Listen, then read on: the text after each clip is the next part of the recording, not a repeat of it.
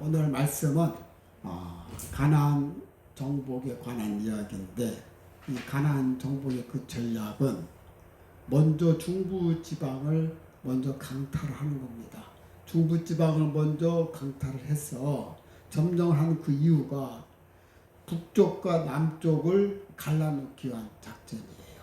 그래서 중부 지방을 먼저 거점 확보하고, 그리고 나서 그 다음에 이제 남쪽이 됐던 북쪽이 됐던 이제는 가려고 계획하고 있었는데, 그 중부 지방의 그때 끄트머리에 기브온이라는 족속, 히위 족속이 살고 있었습니다.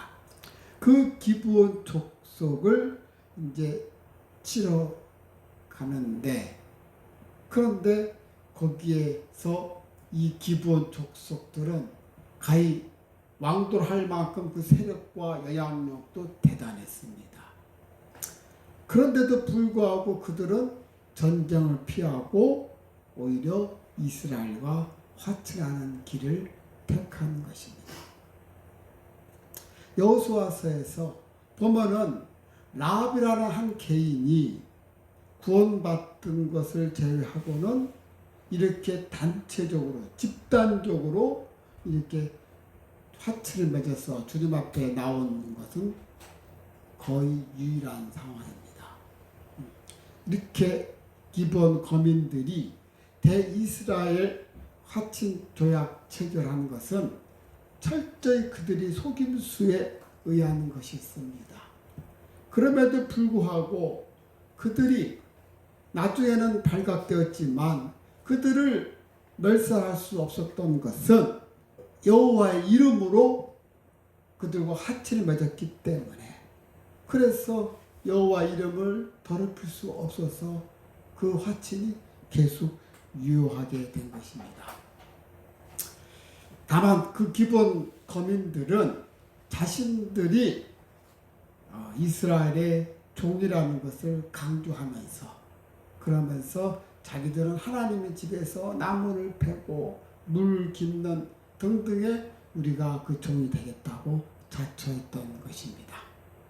그래서 이 여호수아의 전체를 볼 때 이 기브온 족속이 투항하는 이 기사는 우리에게 많은 시사거리를 줍니다. 자, 그렇다면 이 기브온 족속이 그 이스라엘 백성에게 투항을 해서 화친을 맺은 이 결과가 우리에게 어떤 일을 주는, 거기에 담긴 뜻이 무엇인지를 우리는 이 시간을 통해서 확인해 보도록 하겠습니다. 자, 우리 다 같이 1절 다시. 지금 가나안 족속에 있는 7족속들이 하나하나 지금 나오고 있죠. 그렇죠? 가나안 땅에 거주하고 있는 이런 원주민들이 지금 소개되고 있습니다. 자, 이들은 가나안 땅 전역에 흩어져 살고 있으면서 도시 국가를 형성하고 있었습니다. 이들은 서로 경쟁하면서 때로는 싸우기도 하고 때로는 경쟁하기도 하고 이렇게 살았던 것입니다. 성경에서는 그들이 흔히 가나안 족속으로 통칭되고 있지만 사실 그들은 혈통적으로 구분이 되어 있습니다. 그리고 또 서로의 이해관계가 다르기 때문에 연합될 수가 없었던 것입니다. 그래서 그들은 그 좁은 가나안 땅에 살면서 한 국가를 이루지를 못하고 도시 국가 형태로 있었던 것이 바로 그러한 이유 때문이었던 것입니다. 자, 그런데 2절에 가서 보니까 모여서 일심으로 여호수아와 이스라엘에 맞서서 싸우려 하더라는 거예요. 그들이 모여서 일심으로, 평소에는 알력과 경쟁 관계에 있던 그러한 가나안 족속들이 하나님과 이스라엘을 대결하기 위해서 군사 동맹을 맺은 것입니다. 이것이 바로 악한 자들의 속성입니다. 이 악한 자들은 평소에는 서로 대적 관계에 있다가 자기네들이 어떤 악한 일을 하기 위해서는 자기들끼리, 그래서 적과의 동침을 하지 않습니까? 자기들끼리 합해서 그 적을 무찌르는 것입니다. 이것이 바로 악한 자들의 속성인 거예요. 그러나 여러분, 염려하지 마십시오.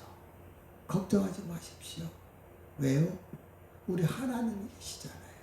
그렇죠? 아멘? 그렇습니다. 우리 하나님께서는 여러분의 그 처지를 누구보다도 더 잘 알고 계십니다.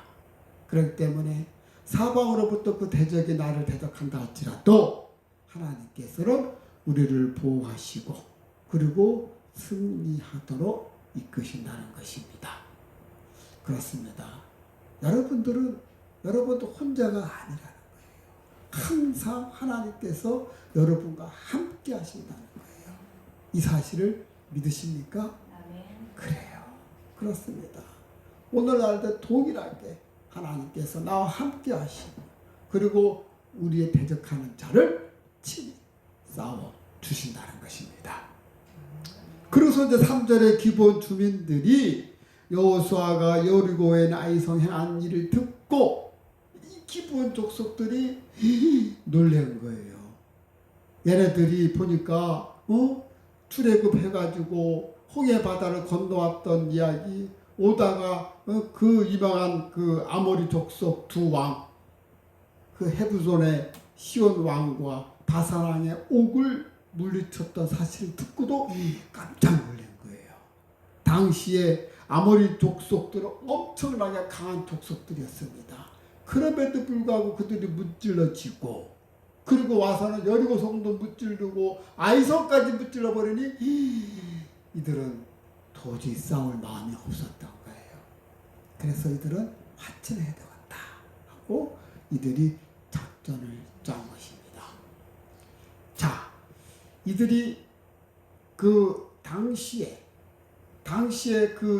이 남부 지방에 있는 그 기본 족속들이 또 한편으로는 자기들끼리 모여서 안 되겠다.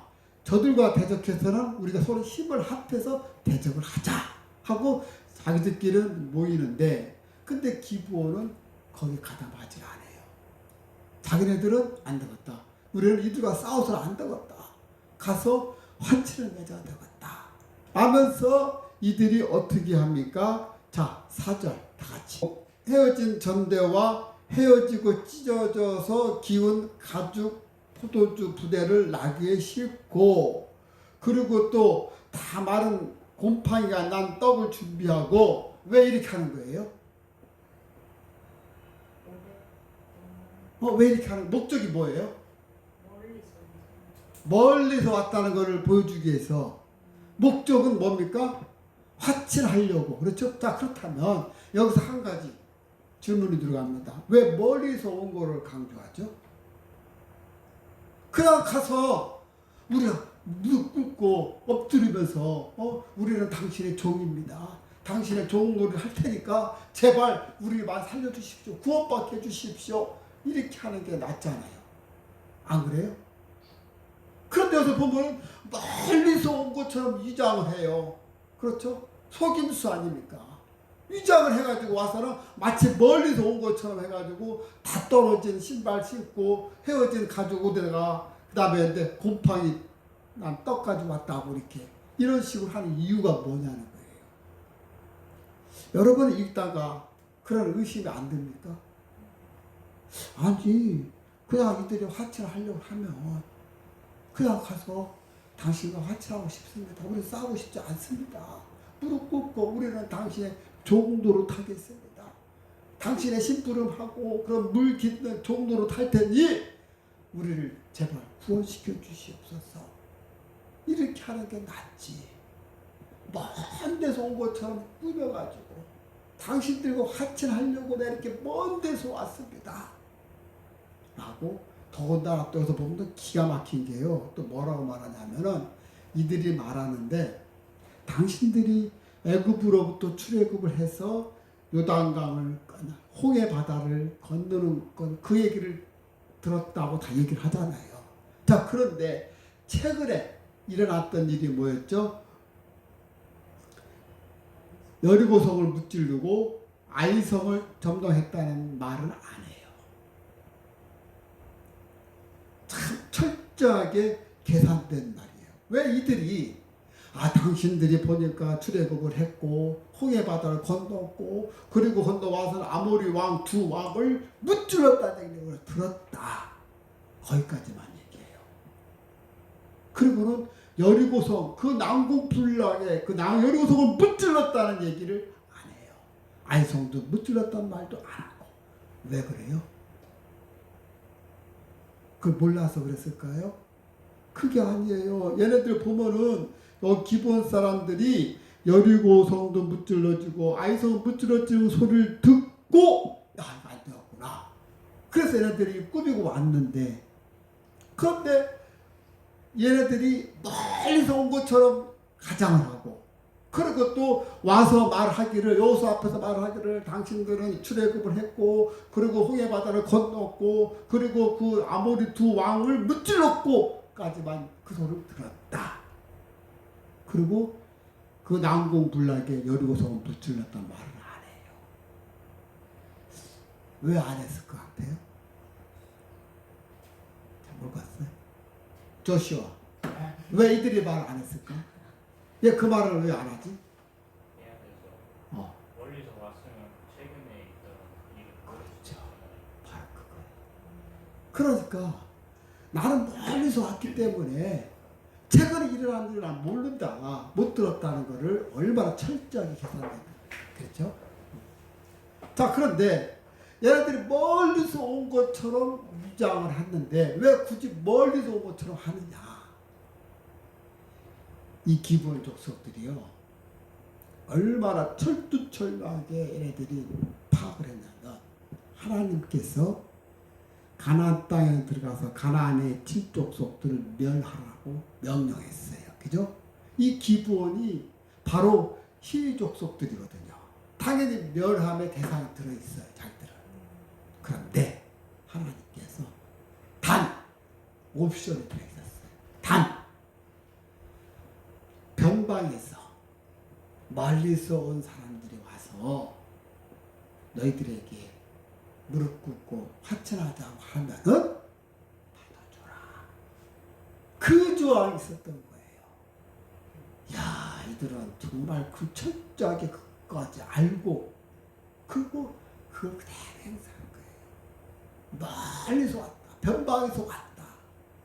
그러니까 그러냐고. 그냥 바로 그냥 화천할 거 아닙니까? 그렇죠? 네.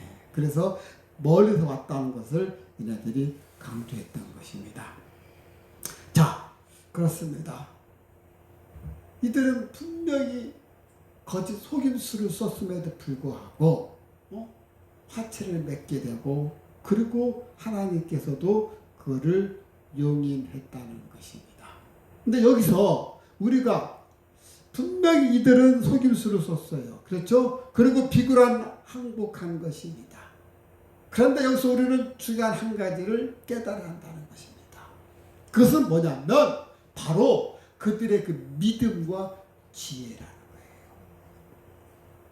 그들은 미래를 대비하는 그 지혜를 가졌다는 거예요. 그들은 다가오는 그 위험을 미리 깨닫고 그것을 대비하는 지혜로운 사람이었던 것입니다. 다만 기브온 사람들이 이걸 개그를 꾸며가지고 여호수아에게 화채를 맺고 요청을 했지만 그들에게는 야, 하나님 대단하시구나. 그렇구나. 그 믿음이 있었던 거예요.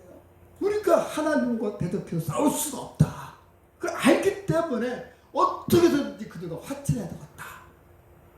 그들은 하나님께 대한 그 믿음이 있었던 거예요.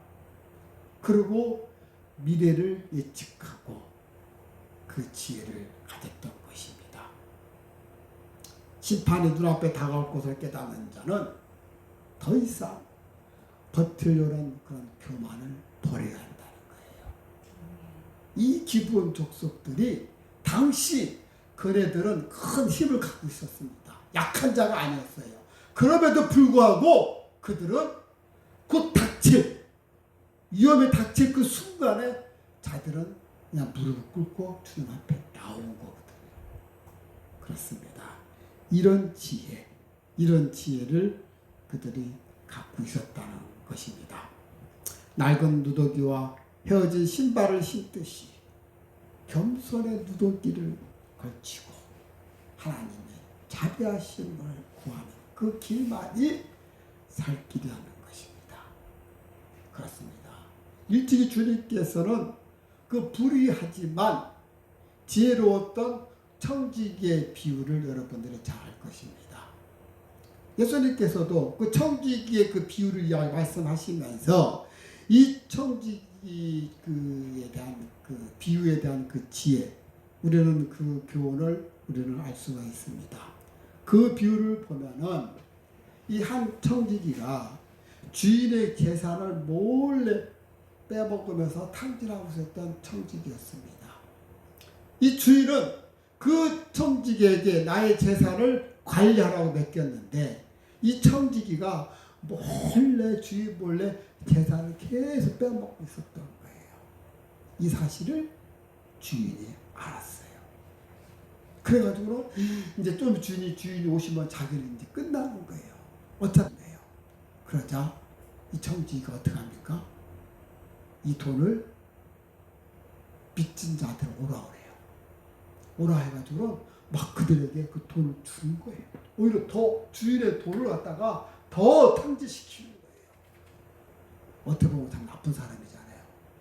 근데 이 청지기가 그렇게 하고 하니까 주님께서 그 청지기를 잘했다고 칭찬하는 거예요. 이게 뭐지? 분명히 청지기는 주인 몰래 속임수를 써서 재산을 빼돌렸는데 들키자 그 다음에는 더 빚진 자를 다 오라 해가지고는 그들에게 선심 쓰듯이 막 나눠준 거예요. 근데 주님께서는 그의 지혜를 칭찬하는 거예요. 그게 어떤 지혜가 있는 겁니까? 분명히 잘못했잖아요. 근데 주님께서는 그 청지기를 칭찬하는 거예요. 여러분은 그 상황 속에서 그 청지기가 어떤 지혜를 가졌다고 생각하십니까? 청지기는 자기가 주인의 재산을 빼돌렸던 것이 들통이 났어. 그러면 이제 주인이 오게 되면 자기는 파면당하는 거 당연한 거잖아요. 그죠? 그럼 자기 삶은 이제 끝난 거예요. 이제. 먹고 살 수 없어. 쉽게 봐서는 취직도 안 돼, 이제. 그렇죠? 어차피 이렇게 되는 거. 내가 이 사람들한테 일단 선심을 쓰면 나중에 이 사람들이 자기 어려운 처지 때 날 도와주지 않겠느냐. 이런 생각을 가지고 주인이 돈을 자기 것처럼 막 선심을 쓰는 거예요. 그러면 나중에 자기는 어차피 이제 실직되고 이제 잘리고 이제 어려운 삶을 살지만 자기가 도움받은 사람들은 겨우 이 사람들 도와줄 거 아니냐. 이 생각을 가졌던 거죠. 그거를 주님께서 참 지혜로운 청지기다. 이해 갑니까? 의외로 주님께서 그 청지기를 칭찬하면서 그 비유로 말씀하신 거예요. 오늘 기브온 족속이 바로 그거예요. 이 기브온 족속들이 자기들이 속임수를 써서라도 목숨을 보존하기 위해서 그래서 화친을 맺는 이 장면을 볼 때 기브온은 그런 지혜를 갖고 있었던 것이죠. 그렇습니다. 이런 본문의 말씀 속에서 과연 이 거짓을 행한 그 방법 그 자체는 나빴지만 그러나 하나님의 그 능력을 인정하고 믿었기 때문에 그들은 비록 이스라엘의 그 종으로 남아 생명을 보존할 수가 있었던 것입니다. 거짓말에 대한 그 대가로 노예의 신분으로 살지만 그러나 생명을 보존할 수 있었던 것만 생각해도 얼마나 큰 축복이겠습니까? 하나님은 그가 누구든지 간에 그 하나님의 능력을 믿는 자에게는 반드시 하나님께서 그 자비와 그리고 긍휼을 베풀어 주신다는 것입니다. 나를 사랑하는 자들이 나의 사랑을 입으며 나를 간절히 찾는 자가 나를 만날 것이니라. 그렇습니다. 하나님의 그 능력을 믿고 그분 앞에 나가는 자는 반드시 하나님의 자비와 긍휼을 얻는다는 것입니다. 오늘 본문의 말씀처럼 이 기브온 족속들은 하나님의 그 능력을 믿었던 거예요. 그렇기 때문에 우리가 하나님과 대적할 수 없다. 그러면서 하나님 앞에 나가 차라리 우리가 무릎을 꿇고 비록 야비하지만 속임수를 써더라도 우리가 화친을 맺자. 그 지혜가 그들을 살렸던 거예요. 그래서 그 이 사건 이후로 이들은 이스라엘의 종이 됩니다. 그래서 삶 속에서 그 날르고 많은 그런 종으로서 얘네들은 목숨을 보존하게 됐던 것입니다. 자, 그래요. 이들이 참 세심하게 계획을 짜서 먼 데서 온 것처럼 꾸미고 했던 이런 모습들을 볼 때, 자, 이들이 아까 말했던 것처럼 멀리서 온 곳으로 가장을 해야 되니까 최근의 일은 못 들은 것처럼 최근의 일을 이야기를 안 하잖아요. 그런 아주 철두철미하게 계획을 짠 이 사실을 보면서 정말 그런데 이스라엘 백성과 여호수아는 그들의 말을 그대로 믿는 거예요. 그래가지고는 바로 화친을 맺잖아요. 자, 처음에는 이들의 말을 의심을 했어요. 이들이 뭐야? 사실이야 뭐야? 처음 당하는 일이니까. 갑자기 싸우러 가려고 하는데 누다치 와가지고 막 무릎 꿇고 화친 맺자 하니까 너 뭐야? 누구야? 나도 멀리서 왔습니다. 그러면서 막 얘기하니까 당신 이야기 다 들었습니다. 도대체 얘네들이 뭐 하는 거야? 처음에는 의심했지만 청년의 말 가만히 들어보니까 우리는 당신의 종입니다 했었고 노예로 살겠습니다 했었고 그러면서 하니까 나중에는 믿어버린 거예요. 그래가지고는 화치를 딱 맺어버려요. 자, 이러한 사실을 통해서 우리는 이 땅에 살면서 세상과 사단의 세력에게 미혹당하지 않고 안전하게 우리가 살아가기 위해서는 영적인 통찰력이 있어야 된다는 겁니다. 날카로운 그 통찰력을 지녀야 된다는 것입니다. 이것이 과연 사실인가 거짓인가를 우리가 바로 볼 줄 알아야 된다는 거예요. 이런 영적인 통찰력을 우리가 가져야 된다는 것입니다. 이것이 얼마나 중요한지를 오늘 본문을 통해서 가르쳐주고 있습니다. 이런 영적 그런 분별력이 이 세상으로부터 우리 자신을 지켜주는 안전장치라는 것입니다. 그렇습니다. 사단의 세력들은 우리 성도들을 넘어뜨리기 위해서 온갖 방법을 다 사용합니다. 그 방법 중에 그 하나가 바로 자신들의 본색을 숨기는 거예요. 자신들의 본색을 다 숨기면서 그러면서 우리에게 접근합니다. 그러면서 그릇된 그 길을 우리에게 인도하는 것입니다. 얘네들의 첫째는 자기들의 신분을 숨기는 거예요. 오늘 본문에서 보듯이 기브온 족속들도 자기들의 신분을 숨기면서 접근하지 않았습니까? 사단의 공통적인 바로 부분이 거기에 있습니다. 이런 아담과 하와 역시 뱀이 와서 그 사단의 속임수에 빠져가지고 결국은 범죄하고 말았지 않습니까? 그러므로 사도 바울은 사단도 광명의 천사로 가장한다고 사도 바울이 이야기를 합니다.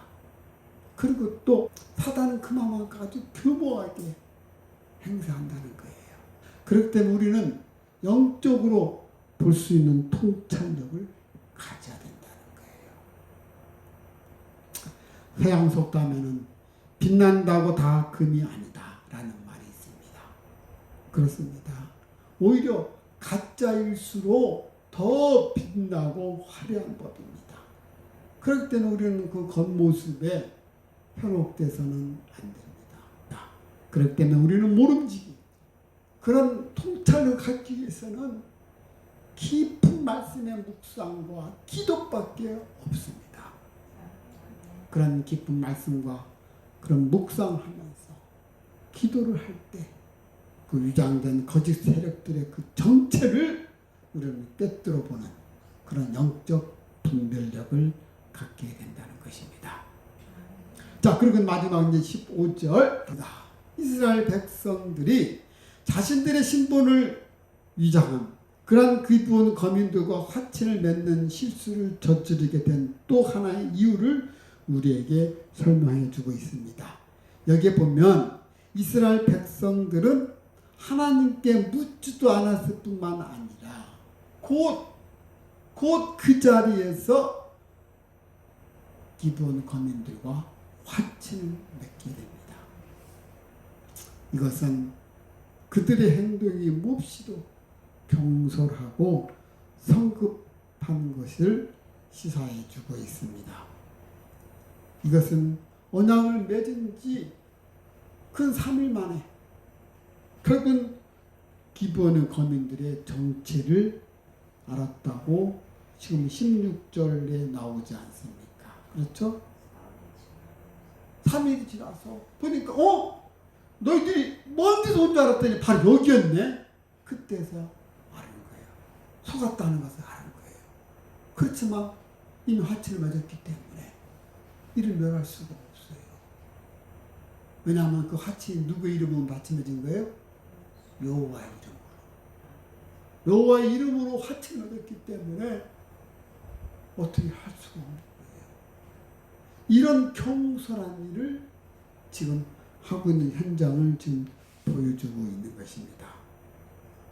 이스라엘 백성들은 다른 족속과 죄악을 맺는 그런 중차대한 일을 앞에 두고도 하나님께 나와 묻지도 않았을 뿐만 아니라 아무런 어떤 조사하는 일조차도 하지 않았다는 거예요. 그 결과 그들은 본의 아니게 하나님의 명령을 어기는 죄를 범하였을 뿐만 아니라 가나안 남방의 오족속이 연합한 대군과 갑작스럽게 싸워야 하는 그런 위험을 감수해야만 했던 것입니다.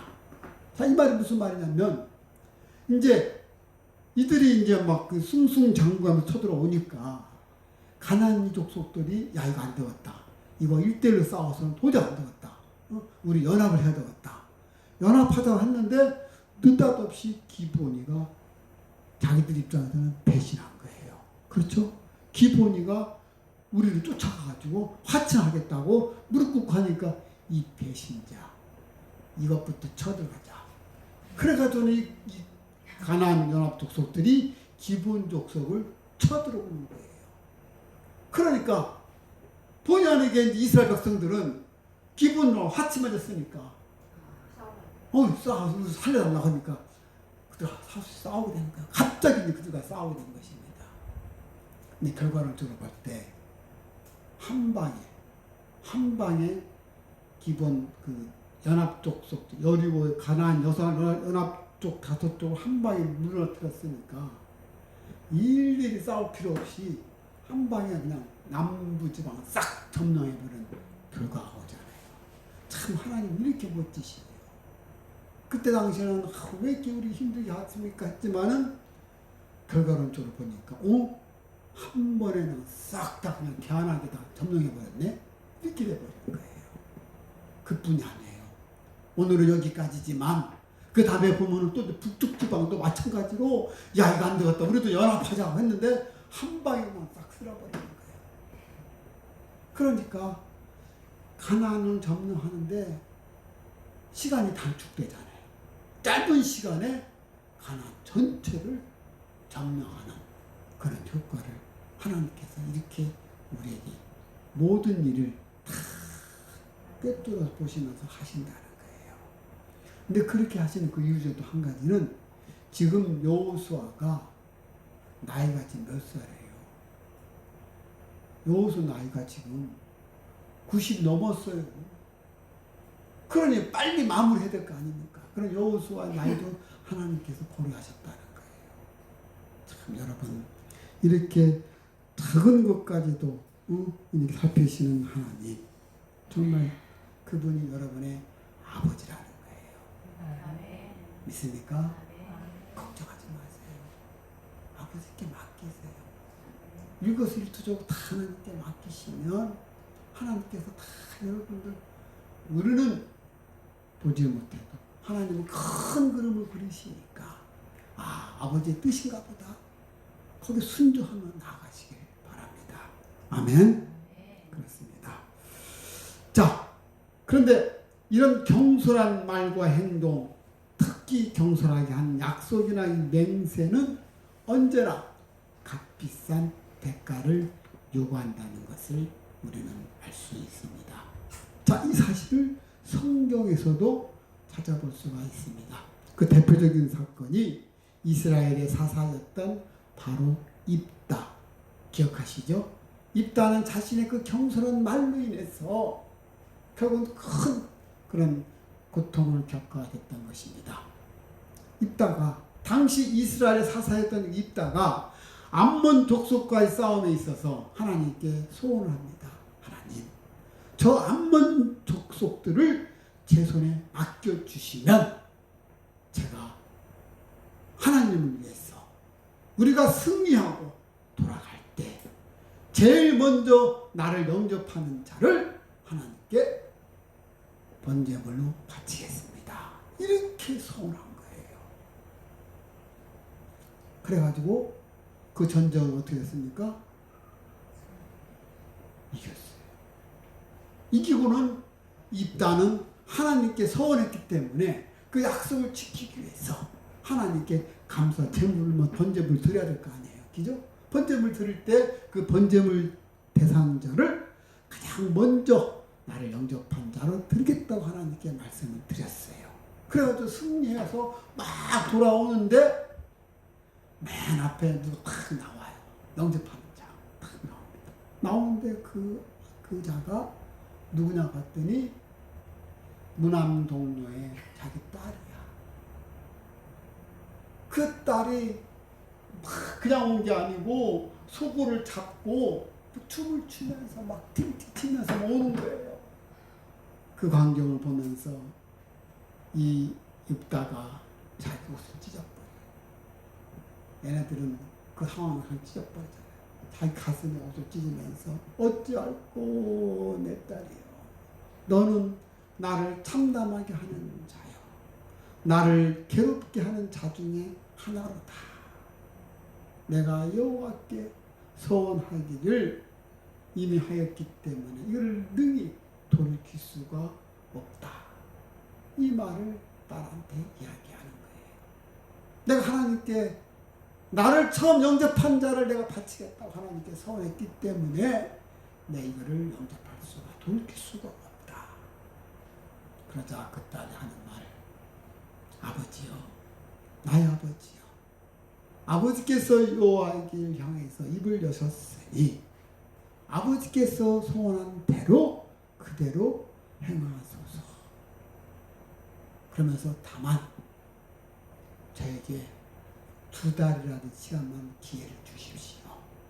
2달 동안은 제가 산에 올라가서 내 친구들과 같이 산에 올라가서 나는 처녀로 죽게 됐다는 것을 내가 정말 위로하면서 애곡할 수 있게 해달라. 그걸 부탁을 해요. 그러자 아버지가 그렇게 하라. 그래서 이 딸이 자기 친구들과 같이 산속에 들어갔어. 그러면서 2달 동안 애곡하고, 그러면서 친구들은 그를 위로해주고, 그렇게 2달 딱 돼서 내려옵니다. 그래서 그 후에 번제물을 시행했을까요? 안 했을까요? 했어요. 그대로 그 딸을 하나님의 제물로 바친 겁니다. 그래서 이 사건으로 인해서 딸이 남자를 알지 못하였더라. 이것이 이스라엘의 관습이 되어서 이스라엘 딸들은 해마다 산에 가서 입다의 딸을 위해서 바로 애곡하더라. 그 후에 그 풍습이 있게 된 거예요. 그래서 해마다 그날이 되면 이스라엘 딸들이 남자를 알지 못한 채로 죽은 그 입다의 딸을 애곡하는 거예요. 그것이 관습이 되어버렸던 거예요. 그렇습니다. 이렇게 겸손하게 말함으로 인해서 이런 결과가, 고통의 결과가 오게 된 것입니다.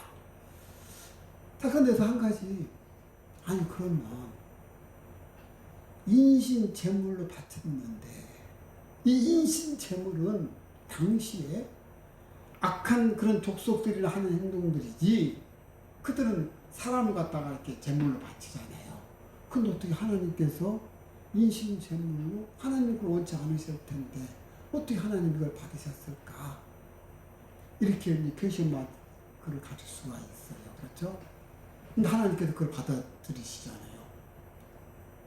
그것은 우리는 모르지만 더 큰 하나님의 뜻이 있지 않겠는가?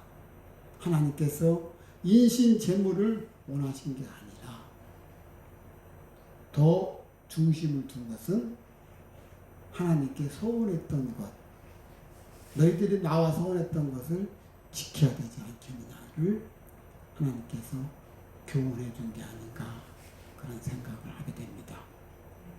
자, 사랑하는 레마가족 여러분, 지금까지 우리는 기브온 족속들이 살아난 그 이유에 대해서 우리는 살펴보았습니다. 본문의 내용은 교훈 삼아서 무엇을 결정하기 전에 먼저 우리는 하나님께 기도하고 또 나의 말과 행동에 있어서도 신중하게 처신해야 될 줄 믿습니다. 이를 통해서 우리는 하나님의 권세와 능력을 믿고 두렵고 떨리는 마음으로 하나님을 섬기함을 우리는 깨닫게 됩니다. 그러므로 하나님의 능력 앞에 무릎을 꿇고 순종해 나아갈 때 우리는 어떠한 고통과 환난 속에서도 기쁘게 살아갈 수 있는 것입니다.